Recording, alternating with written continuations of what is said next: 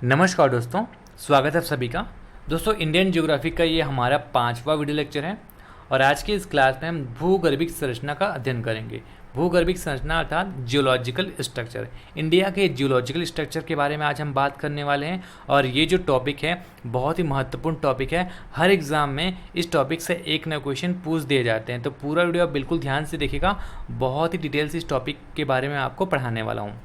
तो सबसे पहले हम देख लेते हैं भूगर्भिक संरचना का अर्थ क्या होता है या भूगर्भिक संरचना में हमें पढ़ना क्या होता है। तो दोस्तों, कोई भी विशाल भूखंड होता है या कोई देश हो गया या वो कोई स्टेट हो गया, तो कोई भी विशाल भूखंड के बारे में पढ़ना कि वो बना कैसे, उसका पूरा निर्माण कैसे हुआ। आज से करोड़ों वर्ष पहले ये विशाल भूखंड बना, तो करोड़ों वर्ष पहले इस भूखंड का चट्टान कैसे बना, मैदान कैसे बना, इस तरह अध्ययन करना ही कहलाता है भूगर्भिक संरचना। ठीक है, आज से करोड़ वर्ष पहले की हम बात करें तो ये जो हमारा महान देश है भारत, जैसे अभी वर्तमान में दिखाई देता है, आज से करोड़ वर्ष पहले ऐसा नहीं दिखाई देता था। ठीक है, सबसे पहले इस भाग का निर्माण हुआ, फिर उसके बाद इस भाग का निर्माण हुआ, फिर उसके बाद इस भाग का निर्माण हुआ। तो इसी तरह इस पूरे क्रम को पढ़ना, भारत के संरचना का विकास कैसे हुआ, इसे ही पढ़ना कहलाता है भारत का भूगर्भिक संरचना। तो इतना क्लियर हो गया होगा। आगे बढ़ते हैं। भारत में भूगर्भिक संरचना का विकास पिंजिया के अंगारा लैंड एवं गोंडवाना लैंड के विभाजन से प्रारंभ हुआ। प्रारंभ कैसे हुआ ये मैं आपको बताता हूँ। तो इस लाइन का मतलब मैं आपको सबसे पहले बताता हूँ। देखिए, अभी वर्तमान में अगर आप विश्व को देखेंगे तो विश्व 7 महाद्वीप में बटा हुआ है, लेकिन पहले आज से करोड़ों वर्ष पहले की मैं बात कर रहा हूँ। ठीक है, करोड़ों वर्ष पहले पूरी दुनिया, अगर हम बात करें पूरे दुनिया के बारे में, तो सिर्फ एक भूखंड था। ठीक है, पूरा जो दुनिया है उसका एक विशाल भूखंड था जिसे पिंजिया के नाम से जाना जाता था। तो पृथ्वी के इस विशाल भूखंड, इसके अंदर क्या है, आंतरिक गतिविधियां होती थी, आज भी होती हैं। ठीक है, कोई भी जो भूखंड है पृथ्वी के अंदर आंतरिक गतिविधियां होती रहती है। तो इस आंतरिक गतिविधि के कारण ये जो पिंजिया है, ये जो विशाल भूखंड था, ये 2 भागों में बटा। पहला कहलाया अंगारा लैंड और दूसरा कहलाया गोंडवाना लैंड। तो भारत के भूगर्भिक संरचना का विकास यहीं से शुरू हो गया था। और भारत किस विशाल भूखंड का भाग था, ये क्वेश्चन कई बार पूछा जाता है। तो भारत गोंडवाना लैंड का भाग था। देखिए, ये पूरा जो विशाल स्ट्रक्चर ये 2 भाग में बटा, ऊपर अंगारा लैंड और नीचे गोंडवाना लैंड और यहाँ पे इंडिया। ठीक है, तो आगे हम देखते हैं।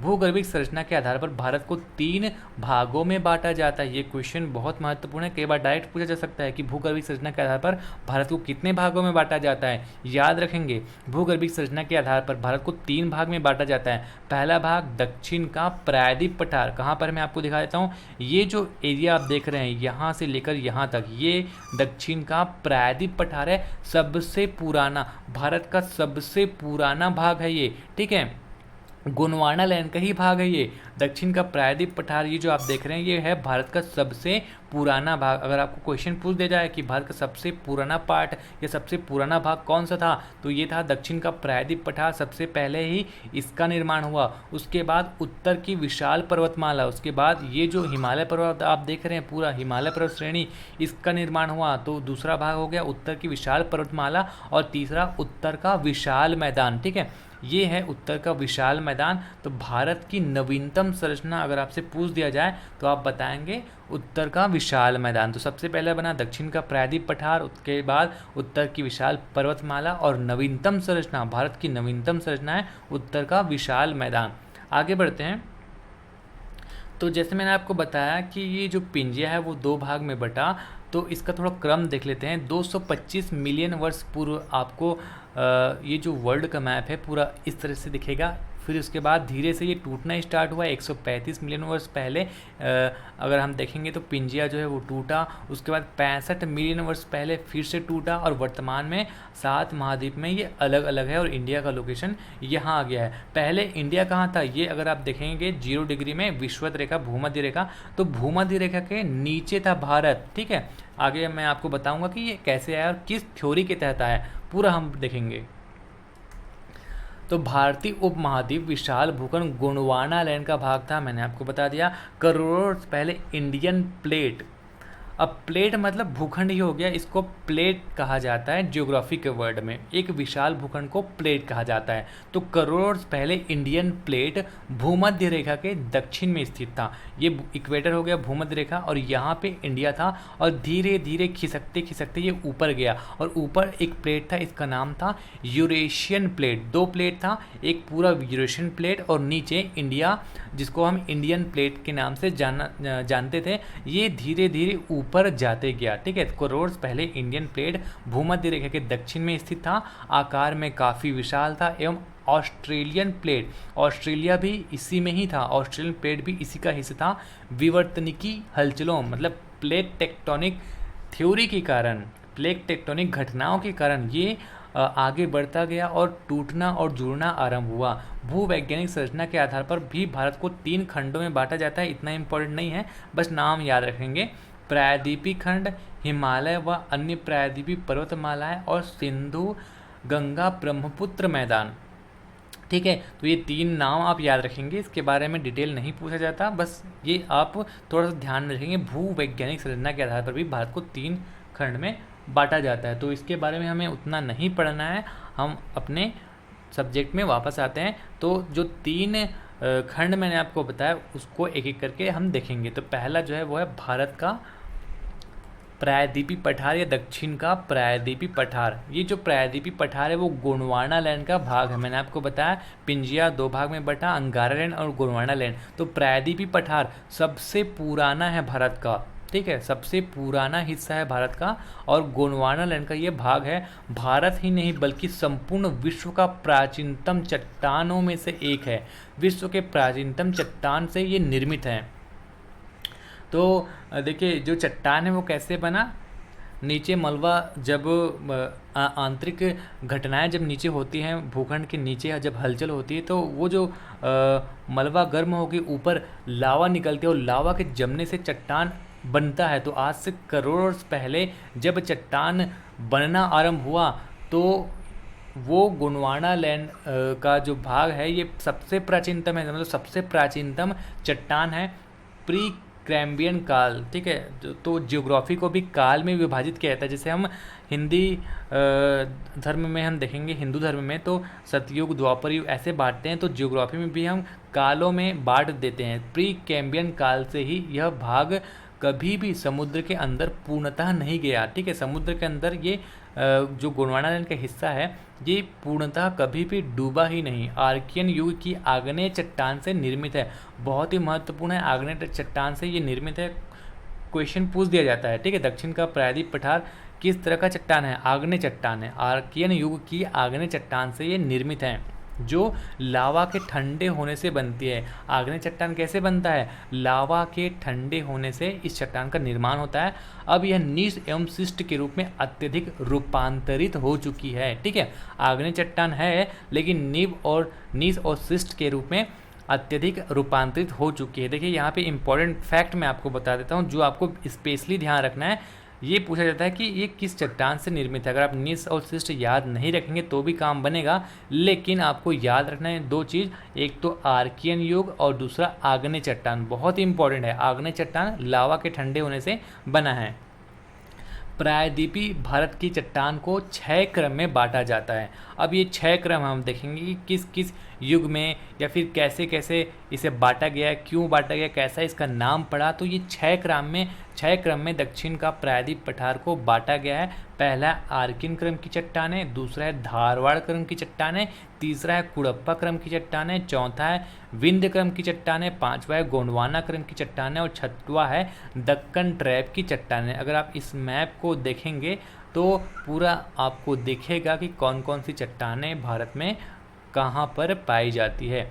तो एक एक करके हम पढ़ेंगे, मैप में भी आपको एक एक करके डिटेल से बताऊंगा।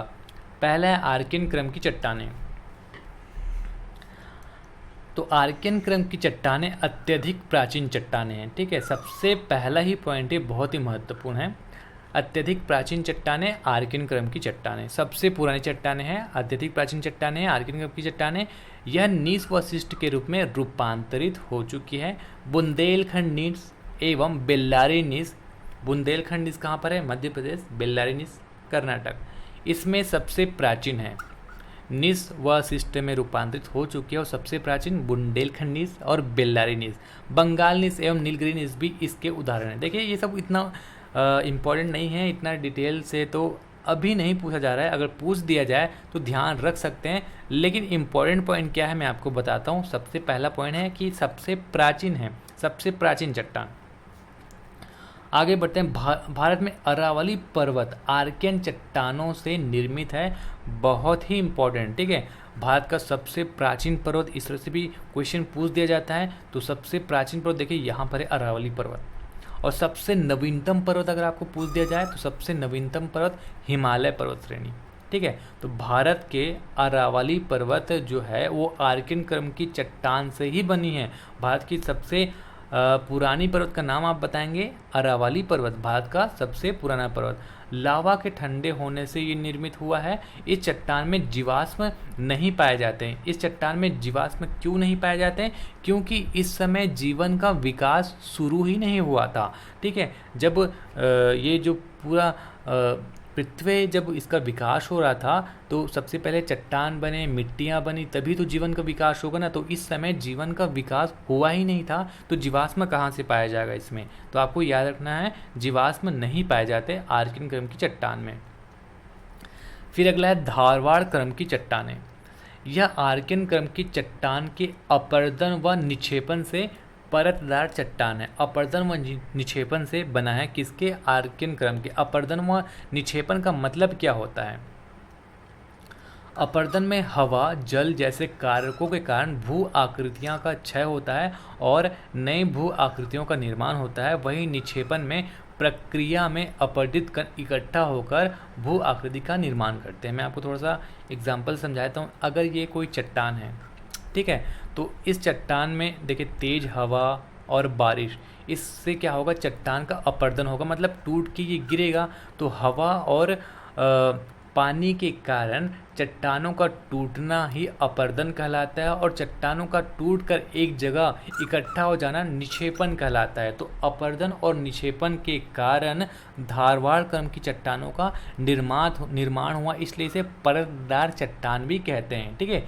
किसके अपरदन से निर्माण हुआ? तो सबसे पहले जो चट्टान बना उसी का तो ही अपरदन होगा ना। तो आर्कियन क्रम जो पूरे दुनिया का सबसे पुराना चट्टान है, उसके अपरदन और निक्षेपण से धारवाड़ क्रम के चट्टान का निर्माण हुआ। ये अत्यधिक रूपांतरित हो चुके हैं, इसमें भी जीवाश्म नहीं है। सेम आपको यही याद रखना है कि इस समय भी जीवन का विकास नहीं हुआ था, इसलिए जीवाश्म नहीं मिलते।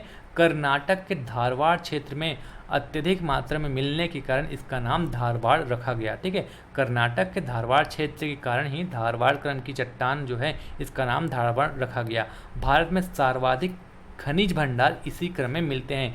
ज़्यादातर धात्विक खनिज यहाँ पे मिलता है। तो धारवाड़ क्रम में धात्विक खनिज मतलब लोहा, सोना, तांबा, धात्विक खनिज यहाँ पर मिलता है, ठीक है। भारत के सर्वाधिक खनिज कहाँ पर मिलता है? धारवाड़ क्रम की चट्टान में मिलता है। जैसे लौह एस्क हो गया, तांबा, सोना, इन चट्टान में पाए जाने वाले महत्वपूर्ण खनिज हैं।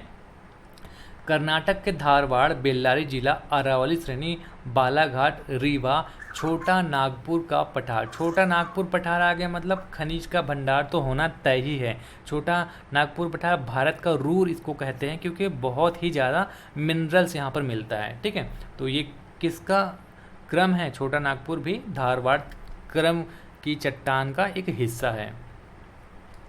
धारवाड़ चट्टानों का विस्तार कहाँ कहाँ पे दिखता है? कर्नाटक, झारखंड, छत्तीसगढ़, आंध्र प्रदेश आदि। तो मैप मैंने अटैच कर दिया है, ठीक है। कहाँ कहाँ पर इस क्रम का चट्टान है, ये हर मैप में, हर स्लाइड में मैंने मैप अटैच किया हुआ है, आप खुद देख सकते हैं, ठीक है। डिस्ट्रीब्यूशन ऑफ धारवाड़ रॉक्स, तो हर स्लाइड में आपको मैप दिखेगा, आप उसको देख लीजिएगा। आगे बढ़ते हैं। तीसरा है कुडप्पा क्रम की चट्टानें। इसका निर्माण धारवाड़ क्रम के चट्टानों के अपरदन व निक्षेपण से हुआ। देखिए आर्कियन के अपरदन व निक्षेपण से धारवाड़ बना और धारवाड़ के अपरदन व निक्षेपण से कुडप्पा। तो जो चट्टानें पहले बन गई उन्हीं का अपरदन हो रहा है और नई चट्टानों का निर्माण होते जा रहा है। इसका नाम आंध्र प्रदेश के कुडप्पा क्षेत्र में मिलने के कारण, धारवाड़ का कर्नाटक के धारवाड़ जिले के कारण और कुड़प्पा का, आंध्र प्रदेश के कुड़प्पा क्षेत्र के कारण इस चट्टान का नाम पड़ा। तो आप इसे याद रखेंगे। अपेक्षाकृत क्रम रूपांतरित जीवाश्म का अभाव न के बराबर पाया जाता है। कृष्णा क्षेत्र, नन्ना मलाई पहाड़ी क्षेत्र, पापाघानी चेयार घाटी में यह चट्टान मिलता है। तो यहाँ पे इम्पोर्टेंट फैक्ट मैं आपको बता देता हूँ। एक तो इसका निर्माण कैसे हुआ और दूसरा किसके नाम पर इसका नामकरण हुआ, आंध्र प्रदेश के कुड़प्पा। और इससे ज़्यादा ये सब याद रखने की ज़रूरत नहीं है। तो आप देख सकते हैं कहाँ कहाँ पर ये फैला हुआ है। आगे बढ़ते हैं। अगला है विंध्य क्रम की चट्टानें।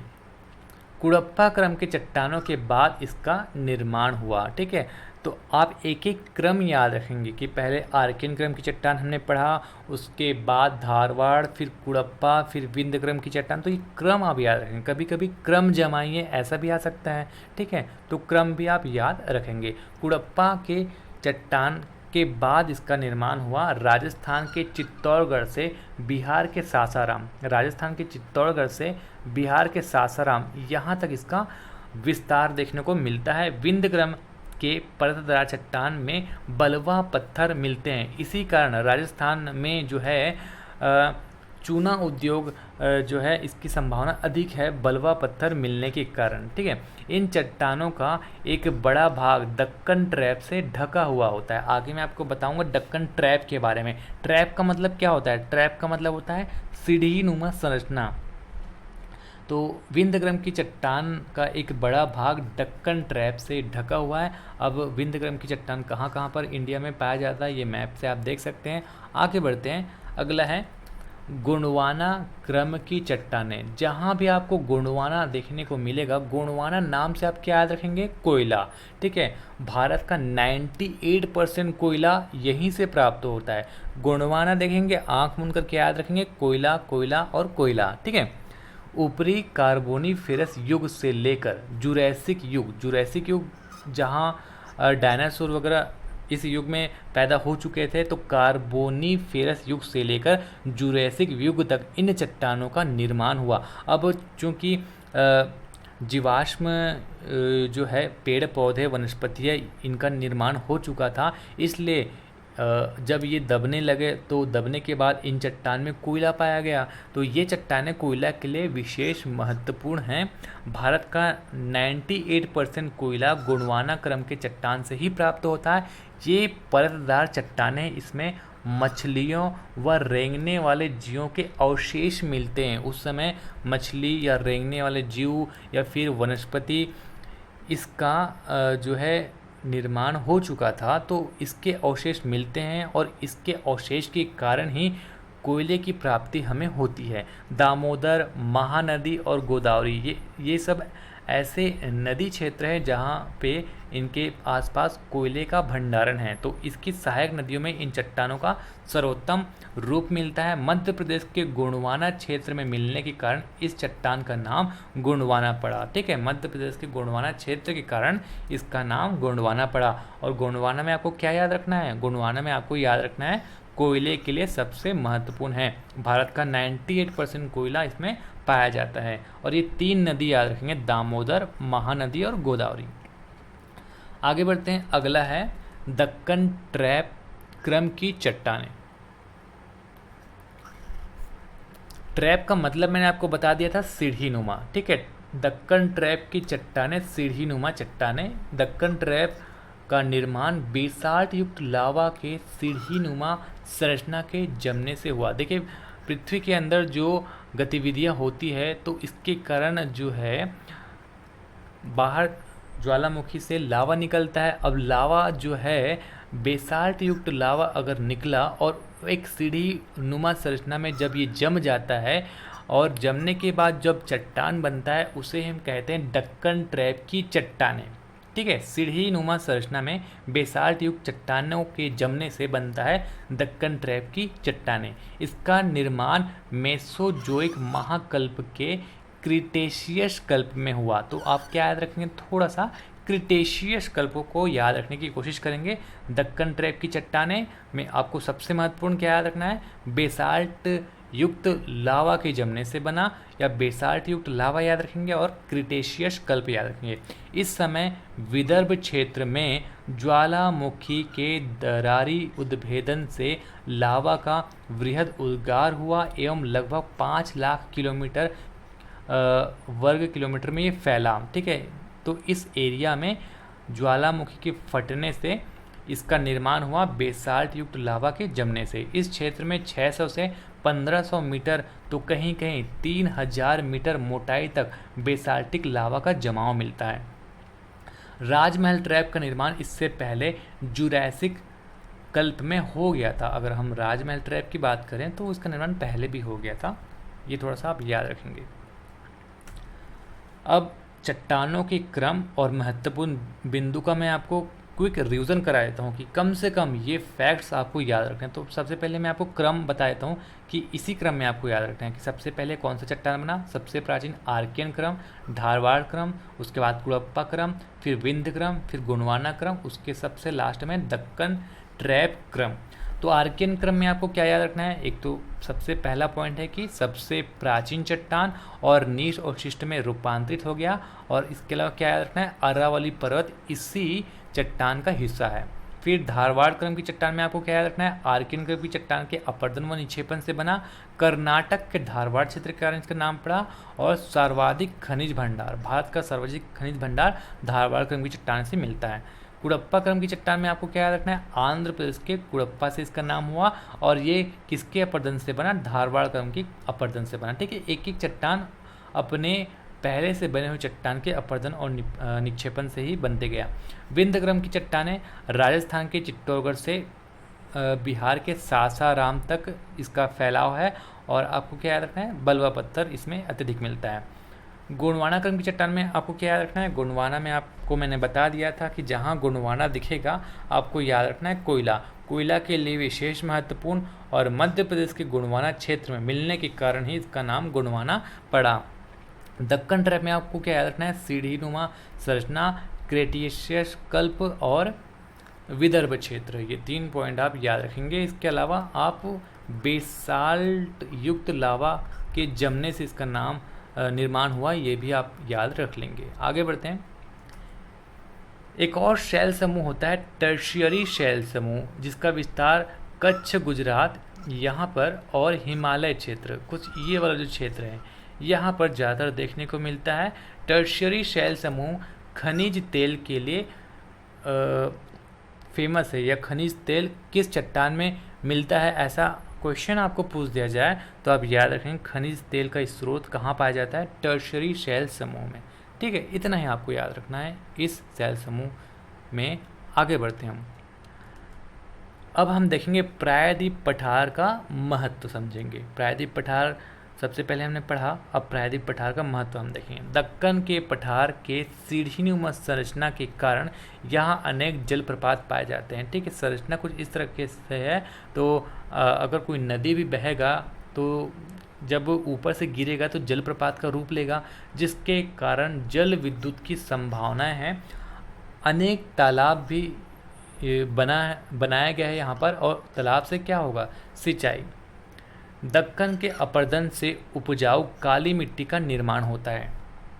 दक्कन के अपरदन से किस मिट्टी का निर्माण होता है, काली मिट्टी का। और ये जो काली मिट्टी है कपास की खेती के लिए बहुत ही उपयुक्त होती है। पश्चिम घाट के उच्च ताप और अधिक वर्षा एवं ऊंचाई वाले क्षेत्र में लेटेराइट मिट्टी का निर्माण हुआ है। देखिए यहाँ पर ये जो एरिया है इसको हम कहते हैं पूर्वी घाट, और इसको हम कहते हैं पश्चिम घाट। तो पश्चिम घाट में उच्च ताप और अधिक वर्षा एवं ऊंचाई वाले क्षेत्र में लेटेराइट मिट्टी, आपको याद रखना है लेटेराइट मिट्टी का निर्माण कैसे होता है, उच्च ताप और अधिक वर्षा और थोड़ा हाइट चाहिए। ठीक है, उच्च ताप अधिक वर्षा वाले क्षेत्र में लेटेराइट मिट्टी का निर्माण होता है। लेटेराइट मिट्टी में नाइट्रोजन की कमी होती है, लेकिन चाय, कॉफ़ी, मसाले इत्यादि की खेती के लिए उपयुक्त होता है। और यहाँ सदाहरित वन मिलते हैं, जहाँ पे उच्च ताप और अधिक वर्षा होगा वहाँ पे सदाहरित वन मिलता ही मिलता है। प्रायद्वीप पठार, करेक्ट कर लीजिएगा इसे, प्रायद्वीप पठार के शेष भाग जहाँ लाल मिट्टी का निर्माण हुआ है वहाँ पर मोटे अनाज, तंबाकू आदि की खेती की जाती है। सर्वाधिक खनिज भंडार आपको याद रखना है प्रायद्वीप पठार, जहाँ पे भी पठार आपको देखने को मिलेगा, पठार से आप याद रखें खनिज, ठीक है, पठार आपको याद रखना है, जहाँ भी आप पठार देखेंगे मतलब वहाँ पे खनिज मिलेगा, खनिज का सोर्स होता है पठार। तो सर्वाधिक खनिज भंडार प्रायद्वीपीय पठार का महत्व ये है, सबसे बड़ा महत्व है कि यहाँ पे खनिज ज़्यादा मिलता है। जैसे छोटा नागपुर का पठार भी इसी का हिस्सा है, और छोटा नागपुर पठार को भारत का रूर प्रदेश कहा जाता है क्योंकि सबसे ज़्यादा खनिज यहाँ पे मिलता है। ट्रिक मैंने आपको यहाँ पे बता दिया है, पठार मतलब खनिज। अब अगला जो है वो है उत्तर की विशाल पर्वतमाला। यहाँ पे मैं भारत का मैप बना देता हूँ। तो ये जो एरिया है हिमालय का जो पूरा फैलाव है, इसे हम कहते हैं उत्तर की विशाल पर्वतमाला। हिमालय का निर्माण एक लंबे भूगर्भिक ऐतिहासिक काल से गुजरकर संपन्न हुआ। देखिए फिलहाल हम क्या पढ़ रहे हैं, इसका निर्माण कैसे हुआ, फिर आगे एक और टॉपिक आएगा जिसको हम कहेंगे भारत का प्राकृतिक विभाजन या भौगोलिक विभाजन, ठीक है, उसमें हम अलग तरीके से पढ़ेंगे और हिमालय के बारे में बहुत डिटेल से पढ़ेंगे। लेकिन फिलहाल हम क्या पढ़ रहे हैं, फिलहाल हम पढ़ रहे हैं भूगर्भिक संरचना। भूगर्भिक संरचना में हम क्या देख रहे हैं, इसका निर्माण कैसे हुआ। तो हिमालय का निर्माण एक लंबे भूगर्भिक ऐतिहासिक काल से गुजरकर संपन्न हुआ।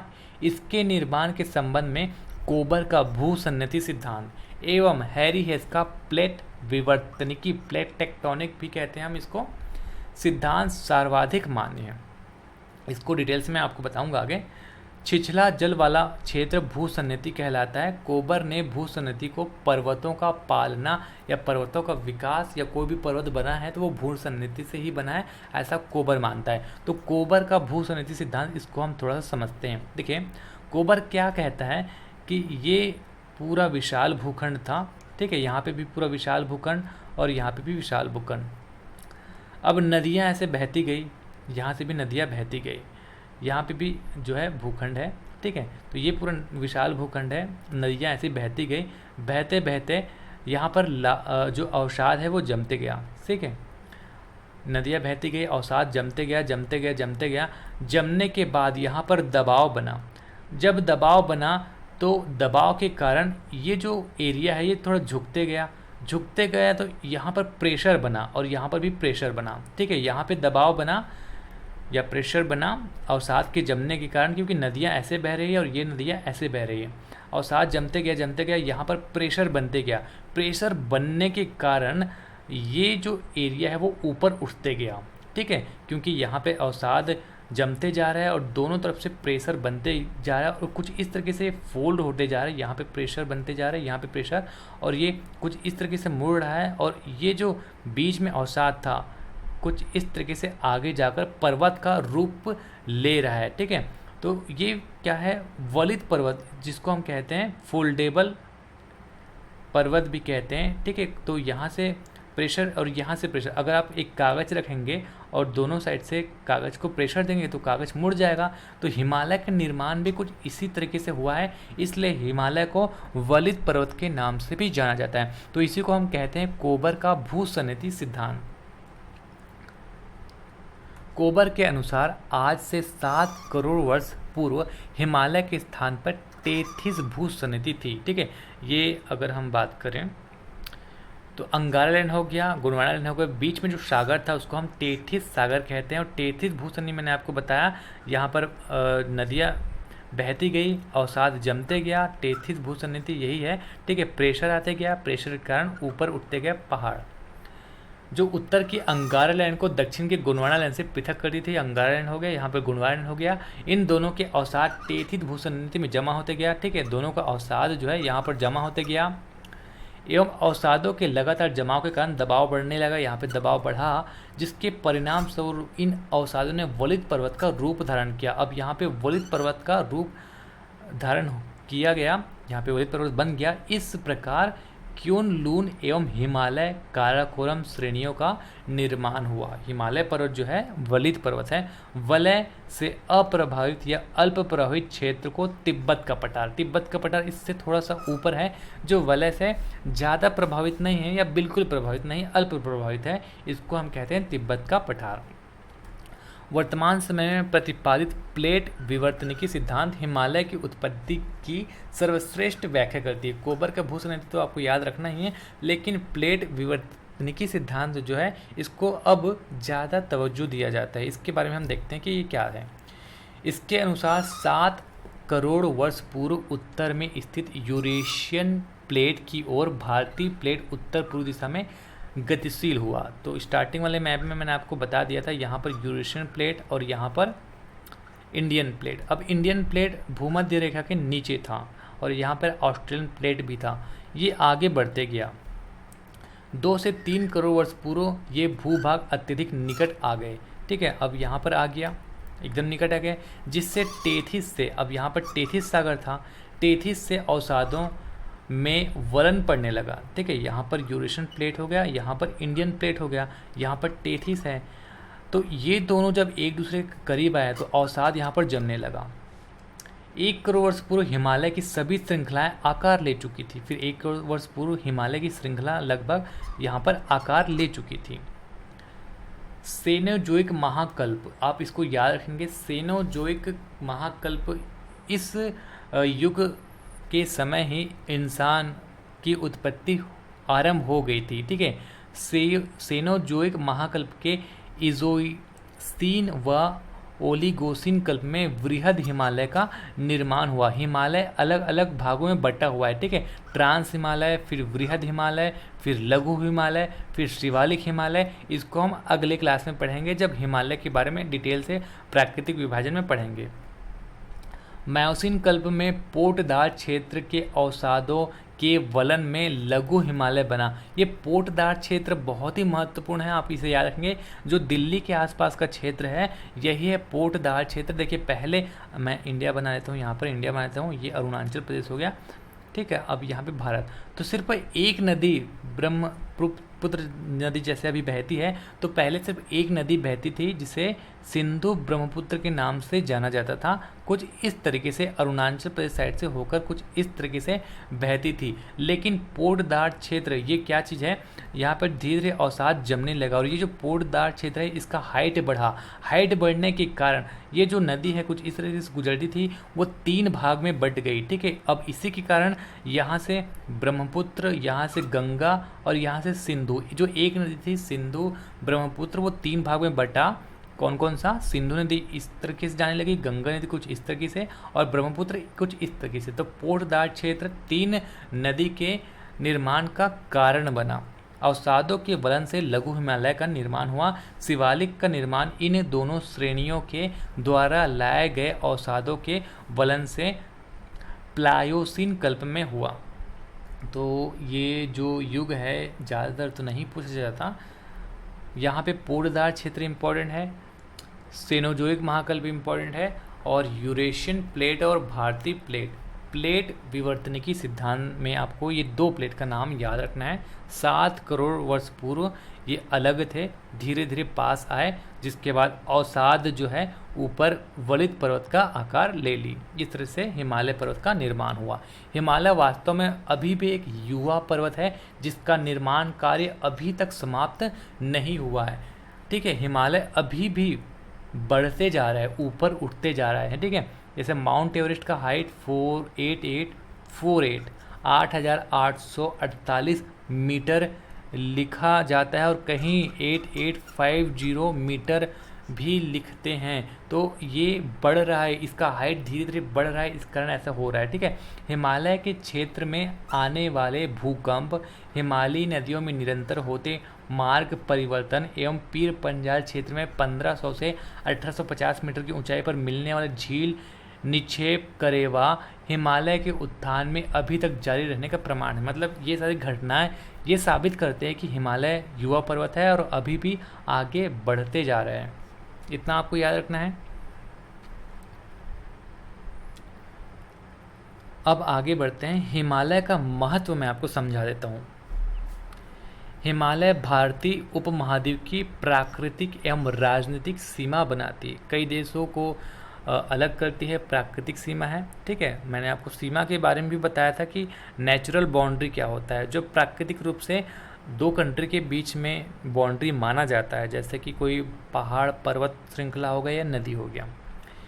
इसकी भौगोलिक परिस्थिति के कारण भारतीय उपमहाद्वीप को शेष एशिया से अलग व्यक्तित्व बन सका है। मतलब हिमालय जो है भारत को एशिया महाद्वीप से थोड़ा सा अलग करता है। भारत की जलवायु को निर्धारित करने में महत्वपूर्ण भूमिका निभाता है। देखिए मानसून जो है इसको ये रोकता है ताकि भारत में अच्छे से बारिश हो सके। ठीक है, ध्रुवों की ठंडी हवाओं को रोकता है। देखिए अभी जो वर्तमान में जैसे दिल्ली और उत्तर क्षेत्र में जो ठंडी पड़ती है, अगर हिमालय नहीं होता तो उत्तरी ध्रुव से जो हवाएं आती है ठंड के दिन में तो और तेज़ हवाएं आती है, उसको हिमालय रोकता है। अगर हिमालय नहीं होता तो बहुत ज़्यादा ठंडी यहाँ पर पड़ता, तो ठंडी हवाओं को रोकता है। प्रहरी का काम करता है। प्रहरी का काम मतलब यहाँ अगर हम पहले की बात करें, सिकंदर जब आया था तो वो हिंदुकुश पर्वत को पार करके आया था। भारत में अटैक करना इम्पॉसिबल टाइप का था हिमालय पर्वत के कारण। ठीक है, यहाँ कोई आ नहीं पाता था, तो प्रहरी का काम करता था। इस देश में कोई आ नहीं पाता था, मानसून को रोकता था। अगर मानसून जा रहा है तो उसको जाने से रोकता था और बारिश भारत में कराता था। तो ये था नहीं बोल सकते, ये अभी भी होता है। ठीक है, ठंडी हवाओं से रोकता है, मानसून को रोकता है, प्रहरी का काम करता है। हिमालय के हिम पिघलने से नदियों में साल भर जल रहता है, तो नदियों को जल प्रदान करता है। हिमालय की नदियाँ बड़ी मात्रा में अपने साथ अवसाद भी लाती हैं, जिससे उपजाऊ जलोढ़ मिट्टी का निर्माण होता है, काली मिट्टी का भी निर्माण होता है जो बहुत उपजाऊ होता है। अनेक धात्विक खनिज पाया जाता है। कारगिल क्षेत्र में एंथ्रासाइट कोयला मिलता है। ये क्वेश्चन कई बार पूछा जाता है। एंथ्रासाइट कोयला भारत में ज़्यादातर नहीं मिलता, कुछ कुछ इलाकों में मिलता है, और एंथ्रासाइट कोयला सबसे बेस्ट कोयला माना जाता है। ठीक है, तो ये कहाँ पर मिलता है? कारगिल क्षेत्र में। दुर्लभ जड़ी बूटी यहाँ पे पाया जाता है, इतना आपको याद रखना है। अब तीसरा है उत्तर का विशाल मैदान। यहाँ पर आप देखेंगे ये है उत्तर का विशाल मैदान। इसका निर्माण कार्टनरी न्यूज़ोइक महाकल्प के प्लीस्टोसीन एवं होलीसीन कल्प में हुआ। यह भारत के नवीनतम भूगर्भिक संरचना है। नवीनतम संरचना भारत का अगर आपको पूछा जाए तो आप बताएंगे उत्तर का विशाल मैदान। ठीक है, और सबसे पुराना क्या है? प्रायद्वीप पठार। टेथिस भूसंरचना के निरंतर संकरा व छिछला होने एवं हिमालयी व दक्षिण प्रायद्वीपीय नदियों द्वारा लाए गए अवसादों के जमाव से इस मैदानी भाग का निर्माण हुआ। देखिए यहाँ पर हिमालय, ठीक है, और हिमालय से जो बहने वाली नदियाँ हैं, तो हिमालय के जो चट्टान थे वो धीरे धीरे अपरदित होकर मिट्टी बन गई और इसी के कारण इसका निर्माण हुआ। इसके पुराने जलोढ़ को बांगर एवं नए जलोढ़ को खादर कहते हैं। अब बांगर खादर ये सब क्या है, इसको आगे मैं आप डिटेल से बताऊंगा। आगे बढ़ते हैं। इस मैदानी भाग में प्राचीन वन प्रदेशों के दब जाने से कोयला और पेट्रोलियम के क्षेत्र मिलते हैं। मैदानी भाग का महत्व देख लेते हैं। वृहद जनसंख्या के जीवन का आधार, आप यहाँ पर रहते हैं, यहाँ पे खेती करते हैं। अत्यधिक उपजाऊ होने के कारण विभिन्न प्रकार के फसलें यहाँ पर उगाई जाती हैं। कृषि आधारित उद्योग के लिए यहाँ पर कच्चा माल प्राप्त होता है। कोई भी इंडस्ट्री भी आप यहाँ पर लगा सकते हैं। समतल होने के कारण इस क्षेत्र में सड़क रेल परिवहन आसानी से बनाया जा सका। तो इसका महत्व ये सब आप याद रखेंगे, मेंस वगैरह में लिखने का काम आएगा। तो हमने बात किया भूगर्भिक संरचना के आधार पर 3 भागों में भारत को बांटा था। अब अगला टॉपिक है भारत का भौगोलिक विभाजन। भौगोलिक विभाजन मतलब जियोमॉर्फिक रीजन्स। उच्चावच आकृति एवं उच्चावच का मतलब होता है आकृति, ठीक है, एवं संरचना के आधार पर भारत को 6 भागों में बांटा जाता है। देखिए पहले जो हमने बात किया वो विकास के आधार पर बात किया, अब हम बात करेंगे आकृति या संरचना के आधार पर कितने भागों में बांटा जाता है। तो भौगोलिक विभाजन को 6 भागों में, एनसीईआरटी के हिसाब से 6 भागों में, कहीं कहीं 5 लिख दिया जाता है क्योंकि ये जो भारतीय मरुस्थल है और उत्तरी मैदान, मैदान और मरुस्थल को कहीं कहीं एक लिख दिया जाता है, लेकिन आप 6 याद रखेंगे क्योंकि एनसीईआरटी की बुक में 6 दिया है। कौन कौन से 6 भाग हैं? उत्तर पूर्वी पर्वतमाला, पहला यहाँ पर है उत्तर पूर्वी पर्वतमाला, दूसरा है, इसी को हम हिमालय पर्वत श्रेणी भी कहते हैं, दूसरा है उत्तरी मैदान, ठीक है, ये उत्तरी मैदान दूसरा भाग, तीसरा प्रायद्वीप पठार, प्रायद्वीप पठार ये जो हिस्सा दिख रहा है ये है प्रायद्वीप पठार, चौथा है तटीय मैदान, ये जो आप देख रहे हैं ये है तटीय मैदान, ठीक है। इस वाले हिस्से को आप बोलते हैं पश्चिमी तट, इस वाले हिस्से को पूर्वी तट। फिर द्वीप समूह, यहाँ पर जो द्वीप है वो द्वीप समूह, इस तरह से टोटल 6 भाग में बांटा जाता है। तो इसको हम अगले क्लास में पढ़ेंगे।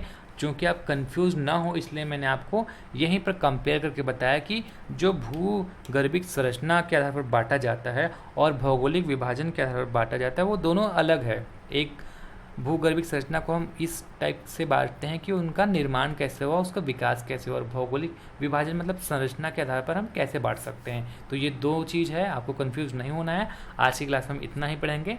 नमस्कार, धन्यवाद।